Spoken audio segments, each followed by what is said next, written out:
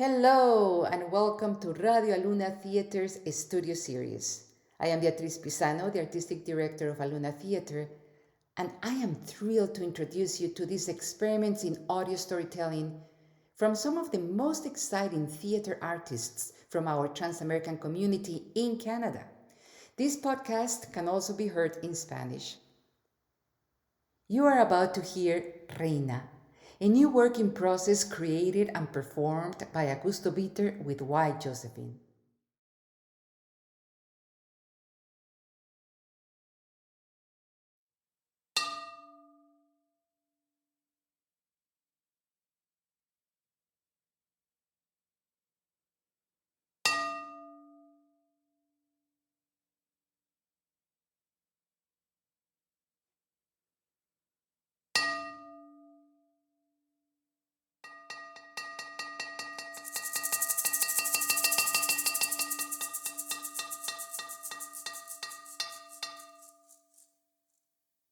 Close your eyes. Darkness. A woman appears. Well, I don't know. Let's say it's a woman. Reina. She's identical to the one drawn on a bag of harina pan. A red polka dot handkerchief tying her hair up and a pair of red hoops. Flour pours out of one of her ears. A waterfall of corn falls. The water, the flower, angel falls, whispers secrets in her ear. A banana appears, hung up from the sky with thick twine. A narrow and warm hallway illuminates the path between Reina and the ripe fruit, sweet and erect. Reina approaches it. Picking up her skirt, she directs herself towards the fruit like a cat, stalking. Her legs are thick and hairy, her nails painted bright red. Strong, doubtful but committed, Reina picks up the pace to the beat of the drum. She picks up the pace, she picks up the hunger. Angel Falls didn't say it all, and she advances, dignified to satisfy her hunger. Isas! Hunger speaks from her gut, immobilizing her body. All of life twisting in her stomach, and she carries on, taking her body, touching her tits, opening her legs, sand, flower, purifies, transforms.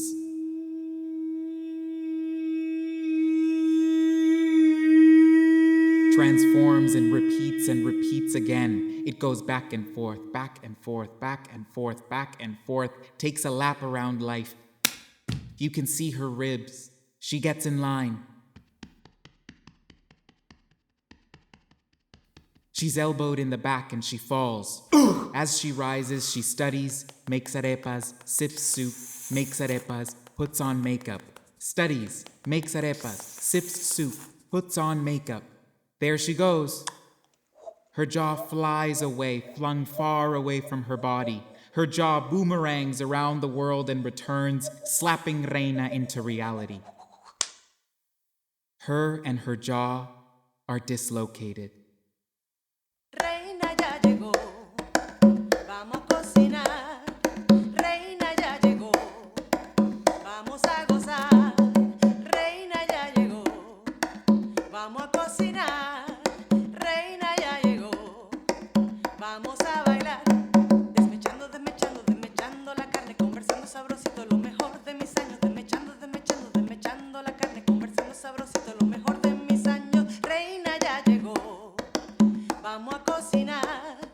Reina ya llegó, vamos a bailar. Ay, Reina ya llegó, vamos a cocinar. Reina ya llegó, vamos a bailar. Y la cebolla, el ajo porro, el cilantro, el tomate picado, no se te olvide el caldo de zanahoria, el pimentón, el perejil, el tomate picado, no se te olvide el caldo. Reina ya llegó, vamos a cocinar. Reina ya llegó, vamos a gozar. Reina ya llegó, vamos a cocinar. Reina ya llegó, vamos vamos a bailar. Coming to, Reina dances forward, flirtatiously replacing her jaw. She finds her bowl, cooking gives her life, and she wakes up her body. Arepas, water, table, life. Arepas, Reina, alive. 1. Go to a table and put water in a large bowl or container. It can be made of anything, but the glass ones are pretty. To the water, add a cascade of harina pan and start kneading. There should be no lumps. 2. Form 2 balls of dough and flatten them over your exposed nipples. Reina loves going to church. It's the only place she can truly, deeply sleep. She tosses and turns in the pew, dreaming of hairy women and men shaped like guitars. 3. Remove the arepitas from your nipples, return the dough into balls, and place them aside. In one lifetime, Reina works for a travel agency, but she's never been on a plane. She hates planes. She hates being far away from her land, her home. She likes the dust, the gnarled trees with the trunks painted white, and the sun. El calorcito a fuego lento, a charming, slow, delicious rhythm that lands somewhere between island and desert. Flavors develop deeper a fuego lento. They reduce, concentrate, and thicken. Reina has thickened over a millennia, but she's still bubbling. 4. Form a nose with more dough and set it aside as well. Also give shape to a mouth, 2 meaty lips made of dough. Her land looks like her, a peninsula, a big-ass head with an elegant thin neck decorated by sand dunes. Her breath is a yummy breeze that covers the road with sand, not letting anyone pass through. Her legs are strong, her thighs thick, her calves plump, and her feet swollen. Her Achilles aches. 5. Put everything together. Create a face with the balls, the eyes, the nose, and the lips. 6. Shape a fetus with the remaining dough. It should look like a curled-up seashell. In one lifetime, Reina's pregnant for her entire reproductive life, and in another, she cooks until she can't stand any longer or until the food runs out, whichever one comes first. But there is always something sweet at Casa de Reina. 7. Put the fetus seashell gently on the table. Look at it, dance for it, and resist the weight that accumulates on this bridge called your back. The stomach is so close to the womb, it's easy to get confused.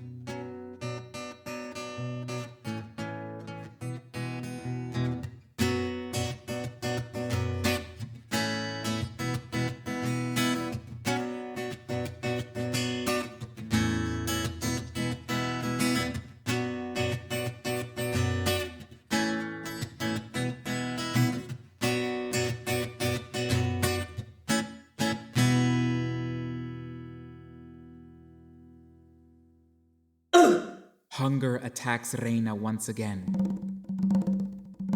The hallway between Reina and the banana glows once more. She stalks the fruit slowly, picking up her skirt again, each step closer. Angel Falls didn't say it all. This time she advances strongly, a determined turtle, fierce, her eyes never veering from the curved yellow finish line.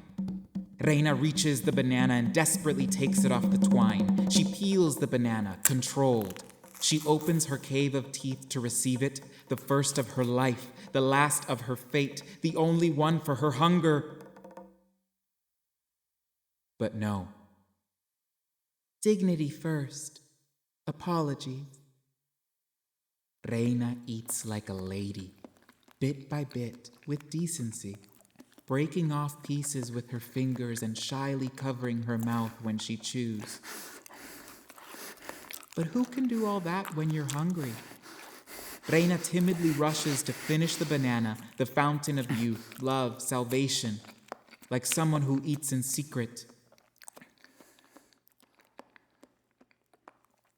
She hangs the empty peel on twine again. Everything in its place.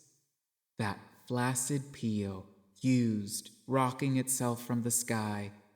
Go figure, that drooping yellow curve of the skin looks like a smile, like the satisfied ruby-lipped one curling up on Reina's face. She mimics the curve, making her body into the shape of a C. She rocks herself in a rocking chair and settles in. She waves goodbye with her hand up high. Her hand, now a hook, pulls her by her cheek, pulls her by her ass, pulls her by her tongue in aggressive curves. She returns to the rocking chair. She breathes and waves goodbye again with her hand. She notices the ripe mangoes above her head, hanging from a shadowy branch. She cuts down a mango and it bounces, and so does Reina, old friends, bouncing like a little girl from puddle to puddle. The Caribbean waves overtake her skirt, rippling her with glee. Reina sticks a knife she used for arroz con pollo into a glass of Coca-Cola, stirring it, revolutionizing it, cooling it. She kisses herself, kisses her shoulders, wrists, fingers. She gets lost in the cyclone of kisses, spinning round and round until the last kiss in the crook of her elbow. She holds on to it.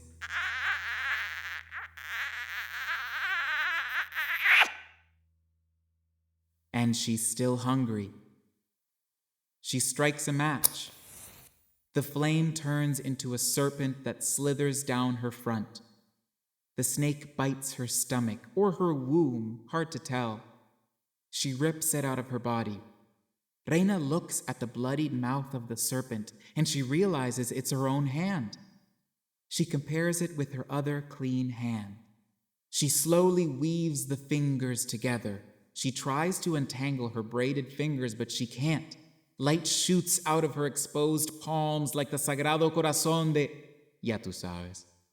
The light bowls her over and she falls, whipping herself. Her fault.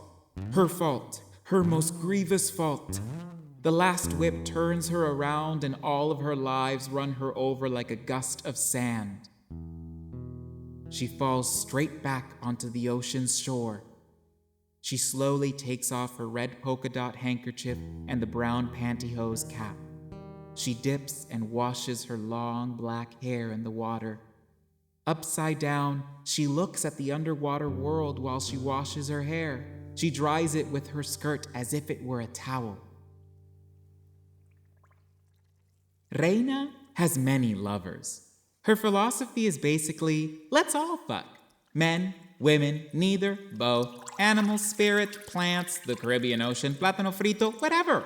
Anyone and everything that knows how to savor the sunlight buried under her skin. Lovers that linger in her body, and lovers that make her melt, and lovers that hold her up like fondue, stir her, tend to her, and continue to dip themselves into her. Lovers who would be able to tell her what she tastes like.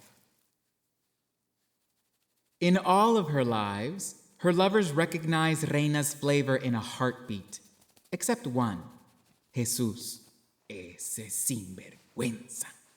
Human father of at least 12 of Reina's human children, she lost count, Jesús spoke in many tongues, but his tongue didn't know how to eat her.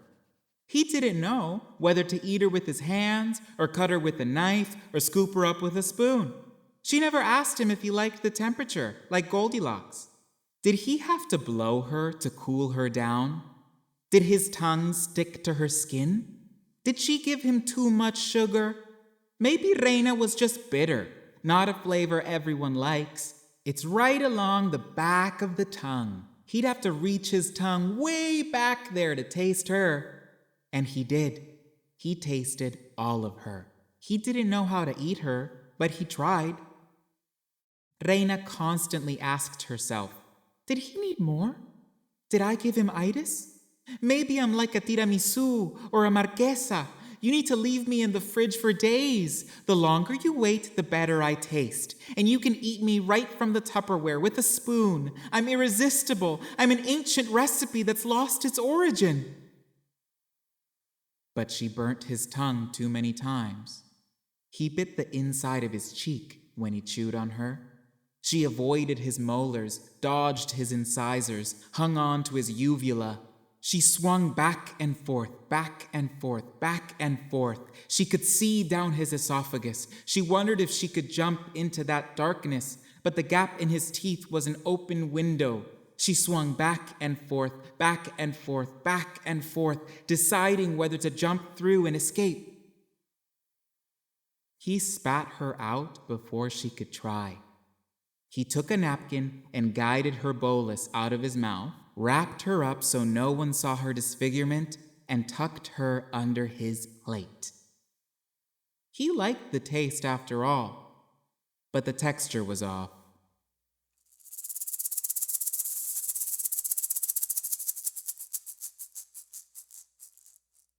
Reina, with her hair clean and dry, se hace la media, wrapping her hair under the pantyhose and tying it off with the handkerchief. Las invoco, diosas mías, ustedes indias, sumergidas en mi carne, persisten mudas en sus cuevas. Ustedes que ahora como yo están en desgracia.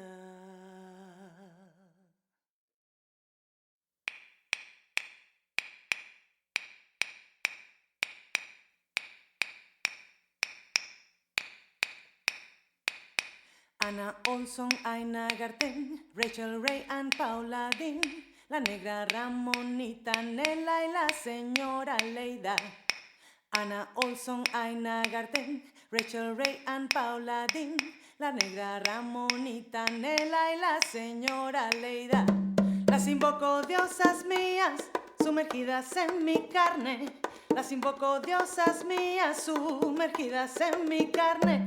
Las invoco, diosas mías, sumergidas en mi carne. Las invoco, diosas mías, sumergidas en mi carne. Reina offers you the red bow on the back of her skirt. Go ahead, help her, God. Untie her skirt for her and she'll wink at you. Gracias. She ties the bow behind her neck, transforming the skirt into a party dress. She looks chesty and zesty. Las invoco, diosas mías, sumergidas en mi carne. Las invoco, diosas mías, sumergidas en mi carne. Las invoco, diosas mías, sumergidas en mi carne. Las invoco, diosas mías, sumergidas en mi carne. Reina offers her hand to a little boy.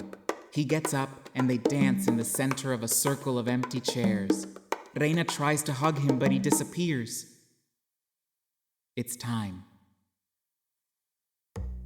8. Take the masa face and the masa fetus and put them back together in the container.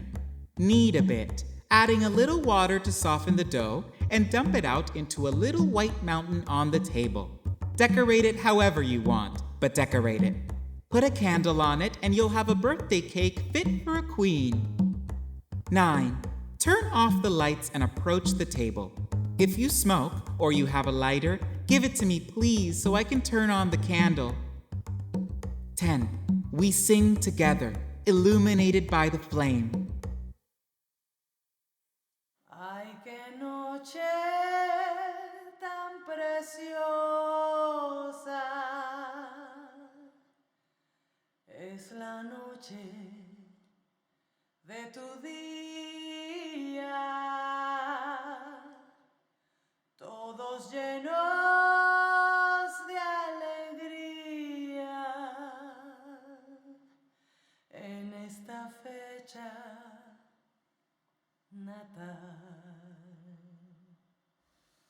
tus más íntimos amigos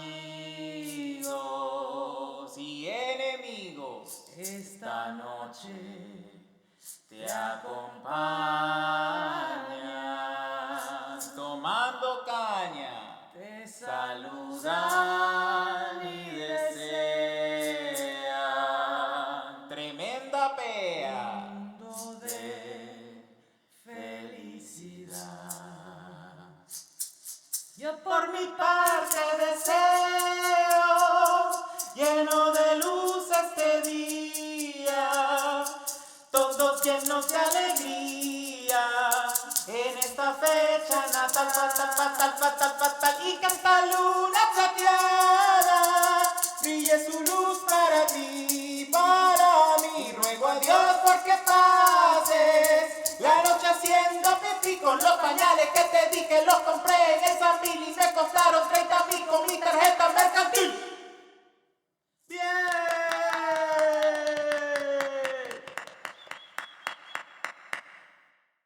Reina blows out the candle and stands. She puts her erect hand like a knife on the cake. She closes her eyes, breathes in a wish, and she cuts it.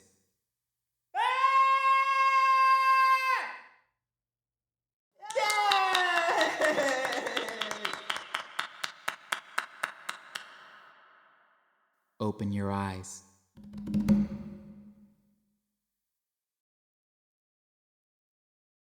I hope you have enjoyed this piece as much as I have. And to complete this auditory experience, here's Augusto reflecting on his creative process. Hi, my name is Augusto Bitter. I am an actor, a dancer, a writer, facilitator, artistic producer, based in Toronto, originally from Venezuela. And I wrote this piece, Reina, with my collaborator, Josephine, musician, friend, amazing human being. And the piece began with a residency at Theatre-er and Hub 14, where I was investigating the relationship between cooking and making theater, or the relationship between a theater and a kitchen. And it was a research experimentation residency that I worked for the first time with Josephine, and I found out she's from my same hometown in Venezuela, Punto Fijo, which was revolutionary, mind-blowing.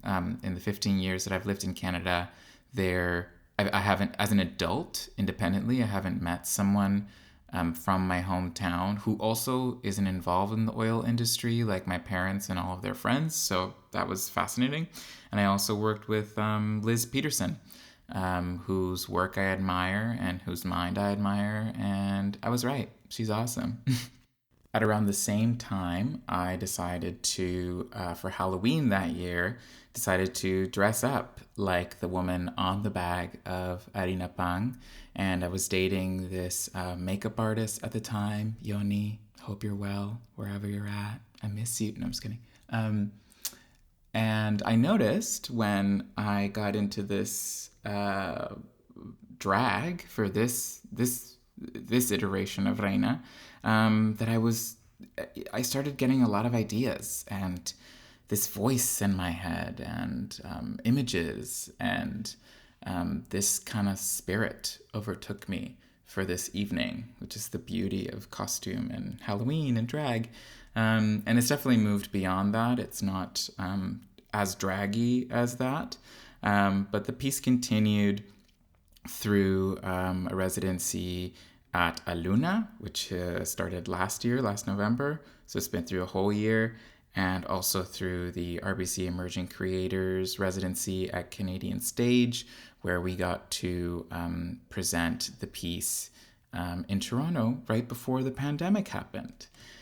So I'm going to answer some questions about the piece to give you some context and some fun facts about the process so far. So the first interview question is, what is the artistic question you are investigating in the piece? I think the biggest overarching question in this piece is, who is this woman? This woman who has literally fed me, grown up with me, followed me from Venezuela to Canada to...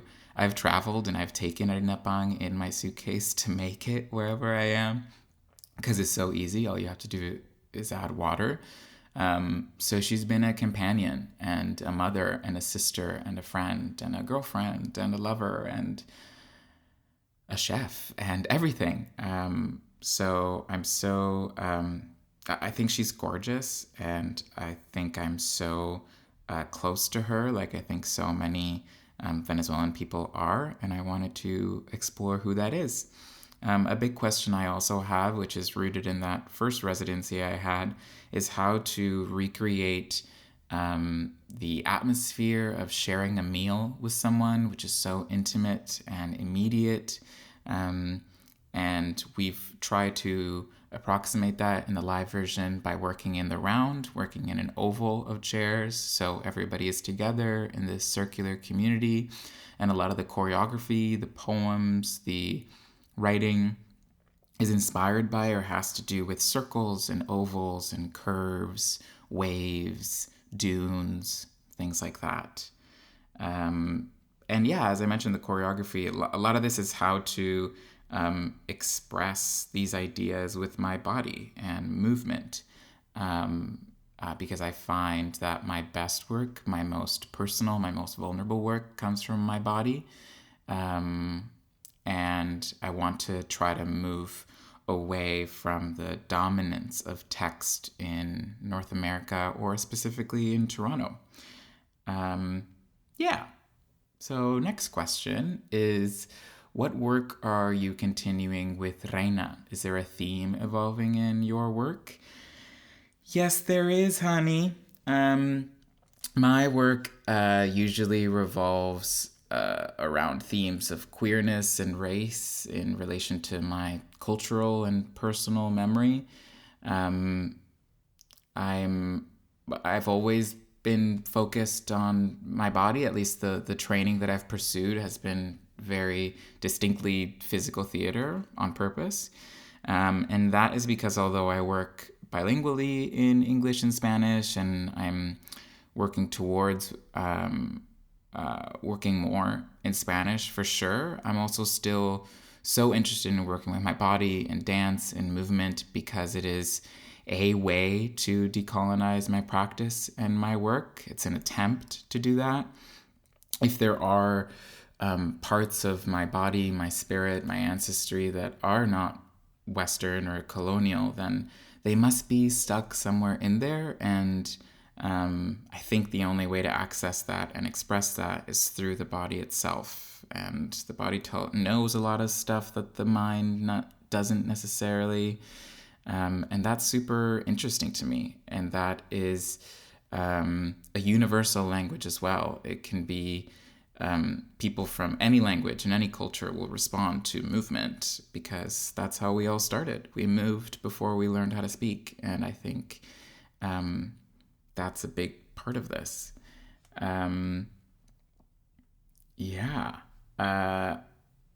What has been your experience translating this piece into Spanish and English? Big question. Y and I primarily work in Spanish. And from the get-go, I wanted to take this piece to Latin America. Another thing that's evolving in my work is that I'm constantly trying to respond or make a commentary on, or help in some way, create some sort of activism around the human rights emergency in Venezuela. And this piece particularly deals with malnutrition and hunger and that human cost of what's happening. And it's a very complex situation, so I'm trying to focus on this one factor at this time with this piece. But either way, I've wanted to take this piece to Latin America. I mean, to Venezuela would be amazing, of course, when the opportunity presents itself, but to any other Spanish-speaking country. Because I think all the music is in Spanish, and the soul of the piece, the soul, I think, of this woman, of Reina, is steeped in that land, in Punto Fijo, in Paraguaná. And that land is obviously not not Spanish. That's the colonial language that was imposed onto that land and on those peoples. But it's the language, it's the sound that I remember when I lived on that land. So it's my entry point, it's my access point to then discover something beyond that. And I lived there for the first 3 years or so of my life. So the memories and the personal associations and connections that I'm making to this work, particularly because Bois is speaking to me and with me in this dialect from this specific town and region, it's activating this very young part of my memory. It's very kind of juvenile, not in a bad way, youthful, playful, intuitive, joyful, pleasurable atmosphere and era of my life. And it's interesting trying to translate it into English, which I learned later, a little later after that in my life. And English is such an economic language. It's such a business language. Spanish is so floral and poetic in and of itself. Like, without trying to be poetic, it's already poetic. And yeah, floral. It's just a little prettier. I've always, especially with this piece, I've wondered how Spanish is feminine compared to English. There's a perfume about it that English doesn't necessarily hold in the same way. So, and that is such a large part of the piece, is such a celebration and invocation of my own personal femininity that I hold in my body. So it's interesting to translate that into English, which is, I'm still feminine in any language. It's been fascinating. The only piece that was originally written in English is the Jesus poem, which you'll hear later. And ironically, now that I'm thinking about it, I wrote that piece right around the time I broke up with that makeup artist boyfriend. So it is actually connected in some way. But yeah. And the last question would be, as a writer, how are your characters talking back to you or surprising you? What question would Reina ask? I love this question. I love thinking about Reina talking to me because she does. This kind of persistent question she's been asking recently is what underwear she would wear.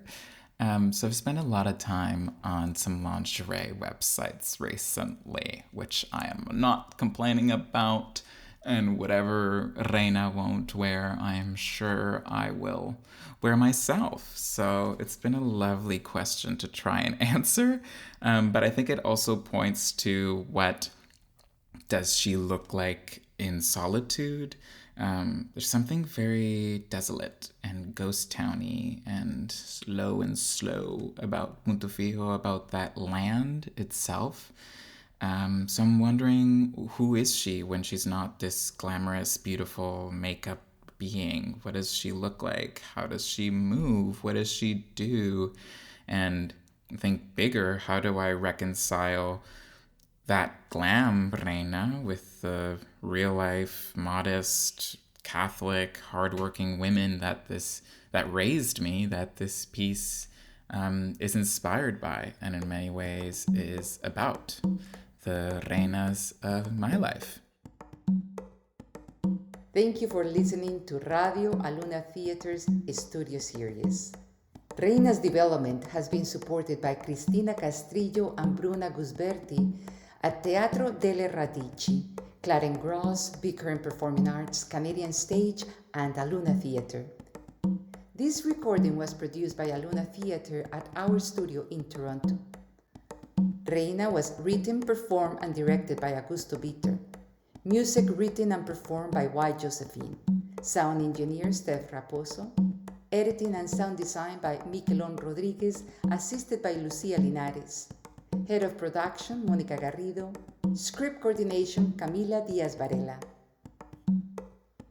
Radio Aluna Theatre is produced by Aluna Theatre with support from the Toronto Arts Council, the Ontario Arts Council, the Canada Council for the Arts, the Department of Canadian Heritage, the Medical Foundation, and TD Bank. All Radio Aluna Theatre episodes are in English, Spanish, or Spanglish. New episodes are released on Wednesdays. Follow and subscribe to this podcast on iTunes, Google Play, and wherever else you get your podcasts. Aluna Theatre is Beatriz Pisano and Trevor Shonos with Sue Ballant. For more information about Aluna Theatre, visit us at alunatheatre.ca, follow us at Aluna Theatre on Twitter or Instagram, or like us on Facebook. Join us December 16th for a new installment of the studio series, The Cunning Linguist, by playwright, actor, and comedian Mónica Garrido. Muchas gracias y hasta pronto.